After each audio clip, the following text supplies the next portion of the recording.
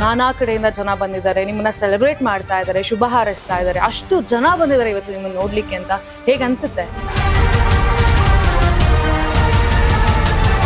ನಾವು ಜನನ ಎಷ್ಟು ಪ್ರಾಮಾಣಿಕವಾಗಿ ಪ್ರೀತಿಸ್ತೀವೋ, ನಾವು ಜನಗಳನ್ನ ಎಷ್ಟು ಪ್ರಾಮಾಣಿಕವಾಗಿ ನಂಬ್ಕೋತೀವೋ, ಅದರ ದುಪ್ಪಟ್ಟು ಹತ್ಪಟ್ಟು ಜನ ನಮ್ಮನ್ನು ಪ್ರಾಮಾಣಿಕವಾಗಿ ಪ್ರೀತಿಸ್ತಾರೆ, ಹರಿಸ್ತಾರೆ, ನಂಬ್ಕೋತಾರೆ. ನಾವೇನಿದು ರಾಜಕೀಯ ಲಾಭಕ್ಕೆ ಅಂತ ಮಾಡ್ತಾ ಇಲ್ಲ, ಅವ್ರು ತೋರ್ಸೋ ಪ್ರೀತಿನ ನಾವು ಎಂಜಾಯ್ ಮಾಡ್ತಾ ಇದ್ದೀವಿ. ನಿಮ್ಮ ಬೆಂಬಲಿಗರೆಲ್ಲ ನಿಮ್ಮನ್ನ ಭಾವಿ ಶಾಸಕರು ಅಂತ ಕರೀತಾರೆ, ಏನು ಅಂತ ಇದು? ಚುನಾವಣೆಯಲ್ಲಿ ನಾನು ಸೋತಿರ್ಬೋದು, ಆದರೆ ಜನರ ಪ್ರೀತಿ ಗಳಿಸುವಲ್ಲಿ ನಾನೇನು ಸೋತಿಲ್ಲ. ನನಗೆ ಶಾಸಕ ಆಗಬೇಕು ಅನ್ನೋದು ಅವರ ಆಸೆ, ಅದಕ್ಕೆ ಪೂರಕವಾಗಿ ನಾನು ಕೆಲಸ ಮಾಡ್ತಾ ಇದ್ದೀನಿ. ಅಂದ್ರೆ ಎಲ್ಲಿ ಮಿಸ್ ಆಯ್ತು ಅಂತ ಅನಿಸ್ತು ನಿಮ್ಗೆ ಆ ಚುನಾವಣೆಯಲ್ಲಿ?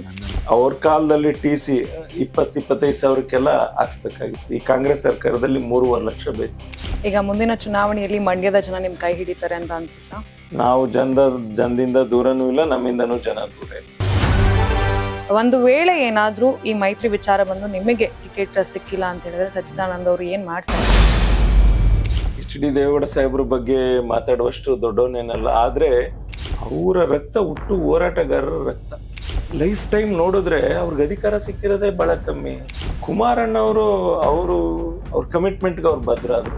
ಅವ್ರು ಹೇಳಿದ್ರು ರೈತರ ಸಾಲ ಮನ್ನಾ ಮಾಡ್ತೀವಿ ಅಂತ. ಅವ್ರು ರೈತರ ಸಾಲ ಮನ್ನಾವನ್ನ ಮಾಡಿದ್ರು. ಜನ ನಮ್ಮನ್ನು ಎಷ್ಟು ಪ್ರೀತಿಸ್ಬೇಕು ಅಂತಂದ್ರೆ, ನಾವು ಕಾಲ ಆದ ನಂತರನೂ ಕೂಡ 16 ವರ್ಷ ನಾವು ಬದುಕಿದಂತೆ ಅವ್ರ ನಡವಳಿಕೆ ಇರಬೇಕು.